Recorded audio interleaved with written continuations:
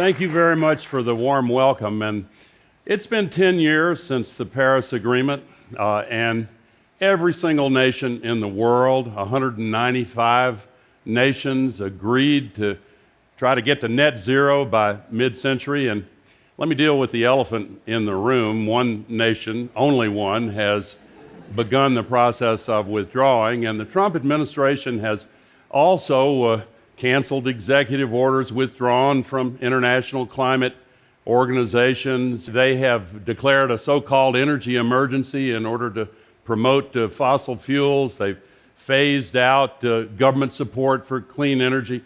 But bear this in mind, during the first Trump 4-year term, investments in the energy transition doubled. We have seen solar capacity more than double. Electric vehicle sales have doubled. Wind energy went up by almost 50% during his first term. And we are seeing that 60% during his first 4 years of new energy came from renewable energy, and coal investments went down almost 20%. So there's good news and there's bad news. A lot's happened in the last 10 years. But I want to ask this question. The fossil fuel industry wants to ignore the amazing good news, and they are labeling the commitments that the world made at the Paris negotiations as a fantasy. And they're calling for an abandonment of the efforts to reduce the fossil fuel burning. And they're now advocating a new approach that they call climate realism. Well, climate realism, according to them, we should abandon the efforts to deal with the principal cause of the climate crisis. 80% of it comes from burning fossil fuels, and we should focus on adaptation as well, almost exclusively.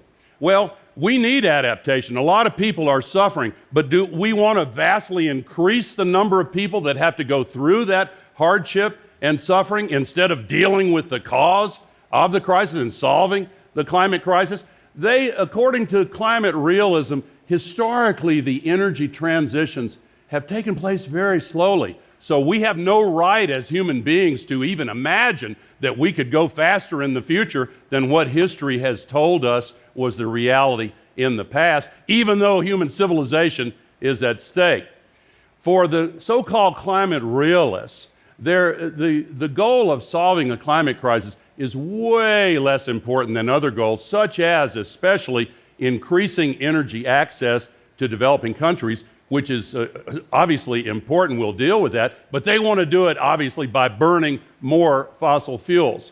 According to climate realism, it's just not practical to stop using the sky as an open sewer for the emissions from burning fossil fuels and the other emissions. Instead, we should just continue using the sky as an open sewer. So where climate realism is concerned, I have some questions.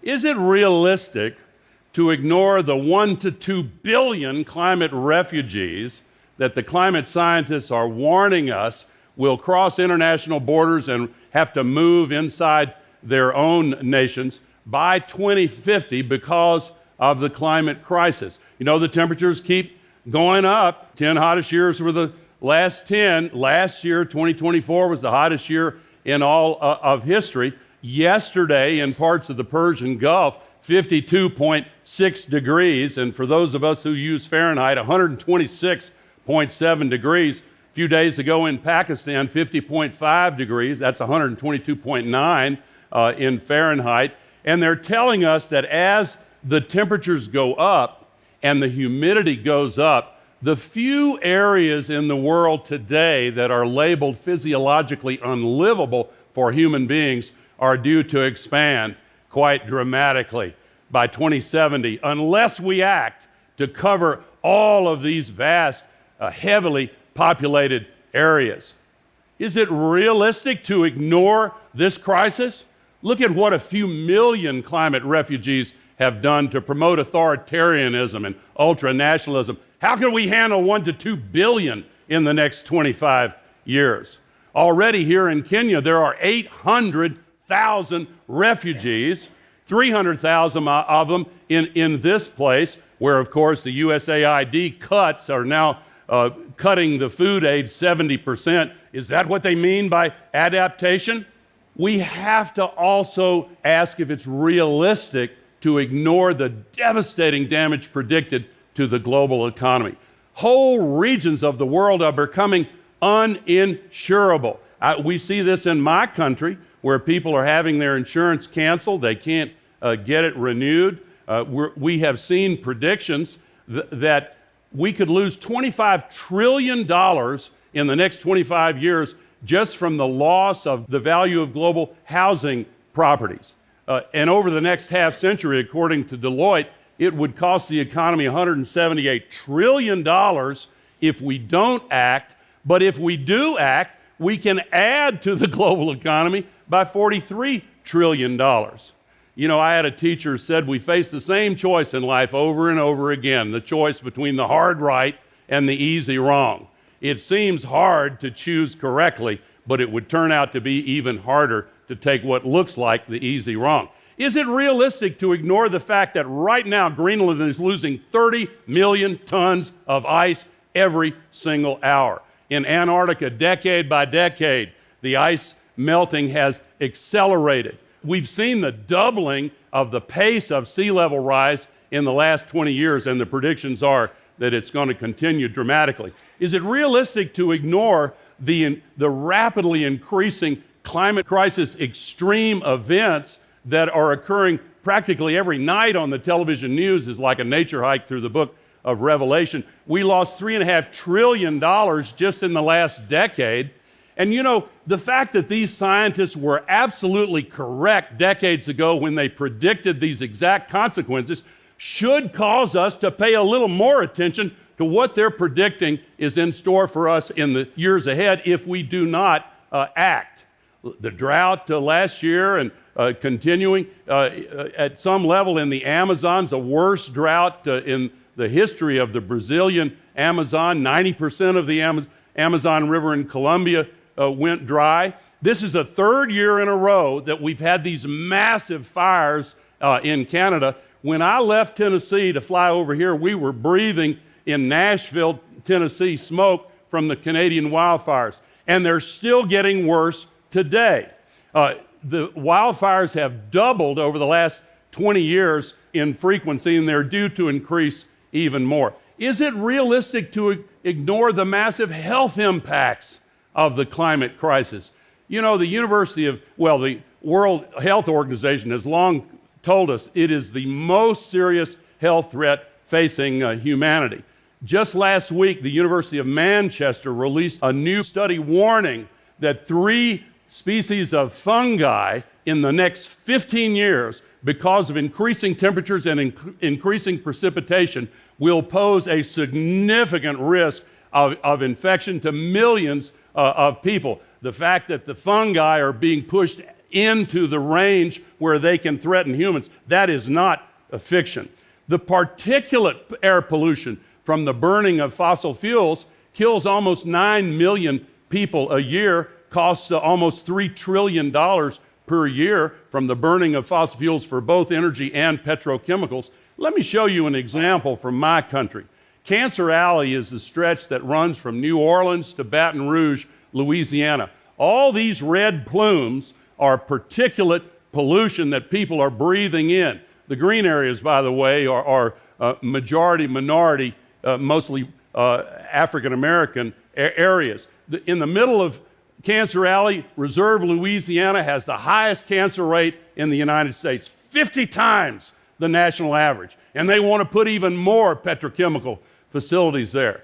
Is it realistic to totally ignore the acidification of the world's oceans? 30% more acid than before the Industrial Revolution, and 93% of all the heat is being absorbed in the oceans. That's why the coral reefs are in such danger. 84% in danger right now. We've seen massive die-offs. That's why a lot of the fish are at risk. 40 to 60% of all the fish species face an extremely high risk as the rivers and the estuaries where they have spawning and in their embryonic stages are continued to heat up, and 50% of all living species that we share this planet with are at risk of extinction. Is it realistic to ignore that? My faith tradition tells me that Noah was commanded to save the species of this earth. I think we have a moral obligation as well. Is it realistic to ignore the predictions of a fresh water scarcity crisis? Already 40%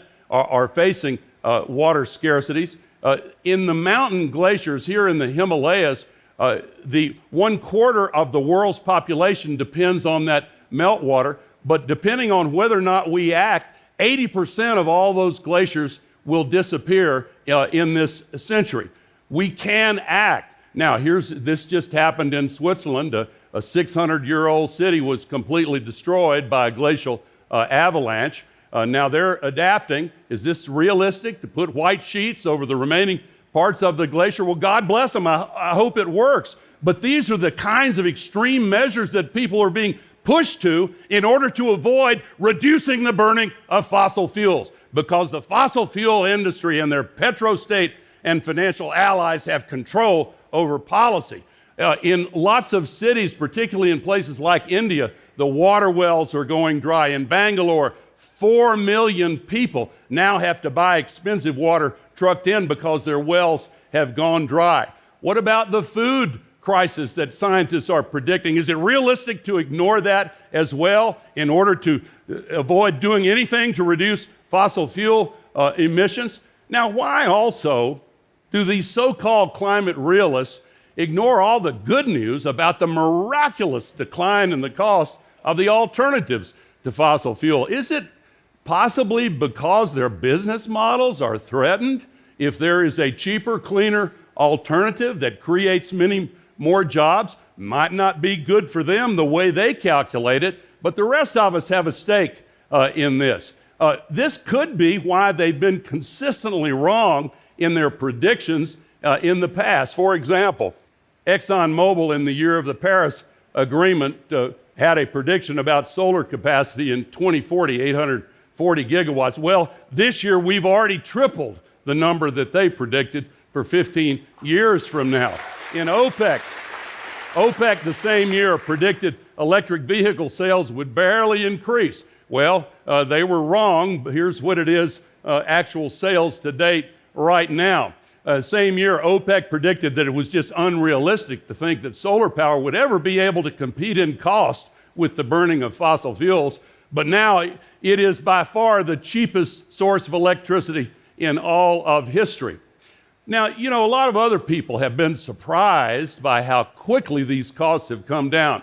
University of Oxford studied 3,000 past projections, and the average predicted decline was 2.6% a year. The reality was 15% per year. And when you compound a number like that, it makes quite a difference. Here are all the past projections from the International Energy Agency of what solar energy was likely to do. Their projections year by year, and here is the reality of what has actually happened. It really is quite extraordinary. My goodness, nobody could have imagined that it would be this incredible, but it is, and it's right before us, and they still want to ignore it. Since 2015, the world's installed twice as much solar as all fossil fuels combined. Solar is the breakout winner in fuel sources. Electric vehicles have increased 34 times over since the time of the Paris Agreement. Vehicle sales in China, 52% are already EVs, and within 5 years, the prediction is 82% of all car sales will be electric vehicles. Also, by the way, China in April installed 45 gigawatts of new solar capacity in 1 month. That's the equivalent of 45 brand new giant nuclear reactors in 1 month.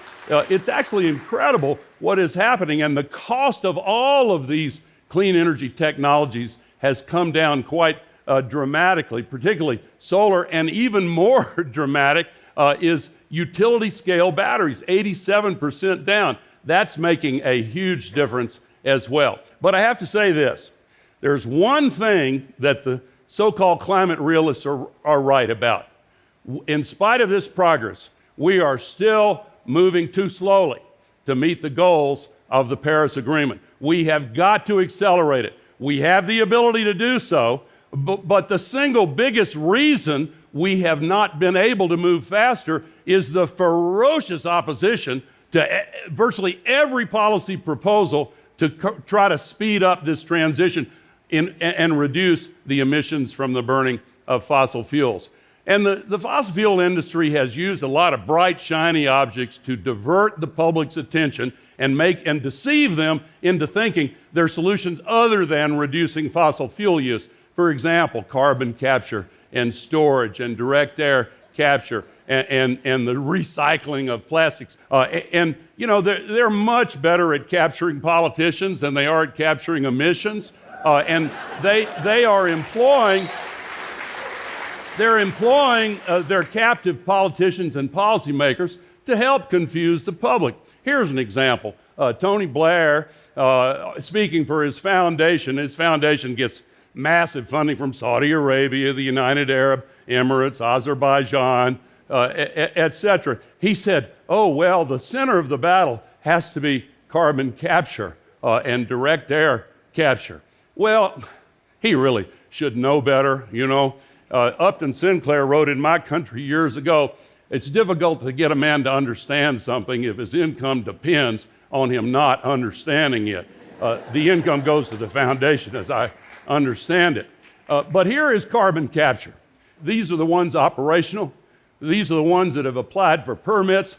These are the ones that have had the big public announcements. Oh boy, look, we're going for carbon capture. We don't have to reduce the burning of fossil fuel. We'll capture it all as it goes out the smokestack. It is a fraud. It is a deception imposed on the people in order to try to change policy and to make the policy what they want.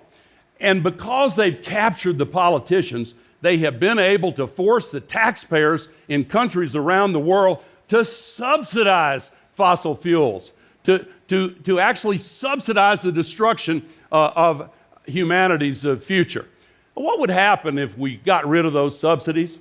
Well, the International Monetary Fund said that we would get $4.4 trillion in savings, which happens to be just about the exact amount we need to finance the transition to renewable energy. That's where a lot of the money can come from. We'd also save a lot of lives, and we'd also reduce emissions by a third in 5 years, and we'd reduce income inequality. So is it realistic to ignore this urgent need to reform the world's financial infrastructure so that we can properly invest in the climate crisis? Most of the financing comes from private sources, but developing countries are not getting their share of it. We need to reform the policies that are leading to this, because 100% of the increased emissions expected are going to come from the developing countries. We're about to see massive reductions in emissions. It may have already started, especially in China with all their renewables,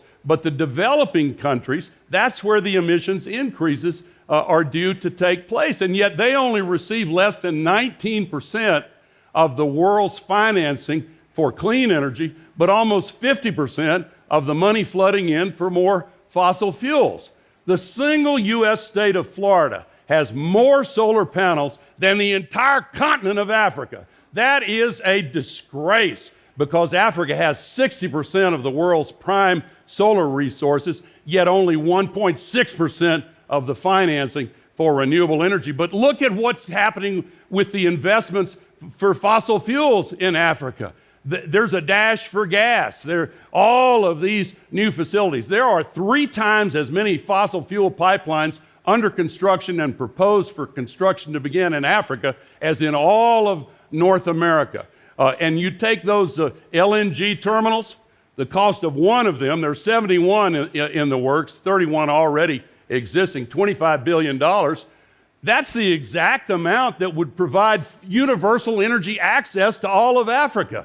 So maybe we could spend that money a little bit better, but instead of financing actual energy access to renewable energy, they want access to the resources to export it from Africa instead of giving access for Africans. The potential for solar and wind in Africa is 400 times larger than the potential energy from fossil fuels. Every single country in Africa could have 100% energy access using less than 1% of its land, most, including the country we're in, less than 0.1% of their land.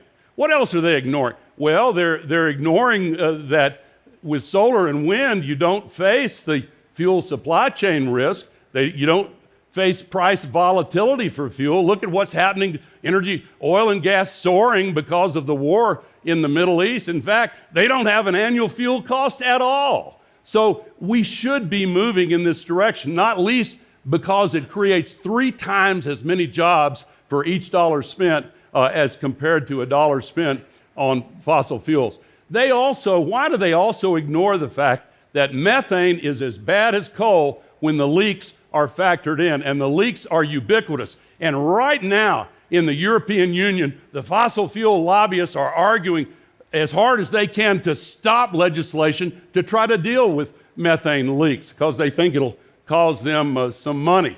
So what's really behind this preposterous theory they call climate realism?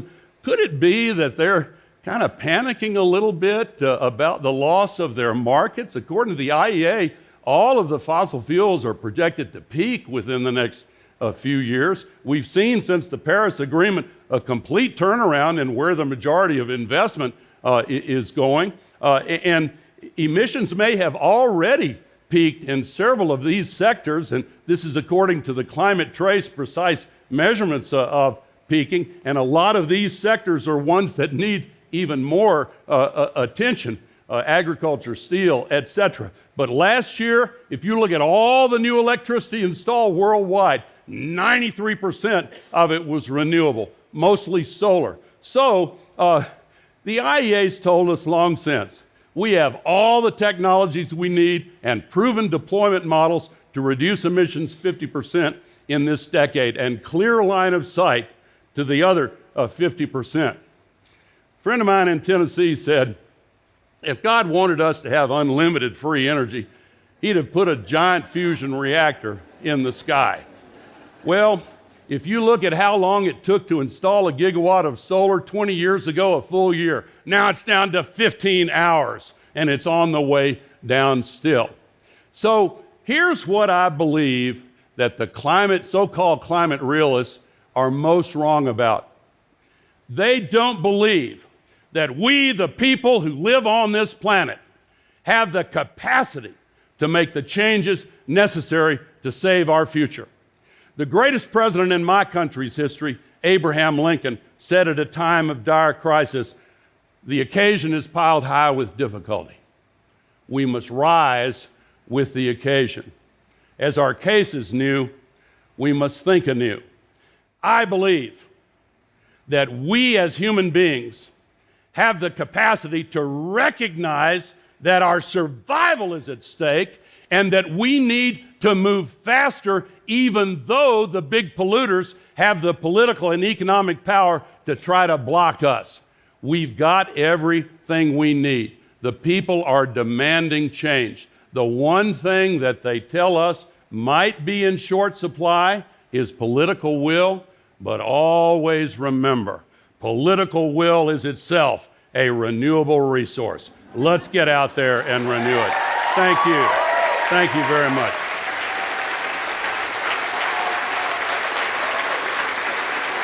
Thank you.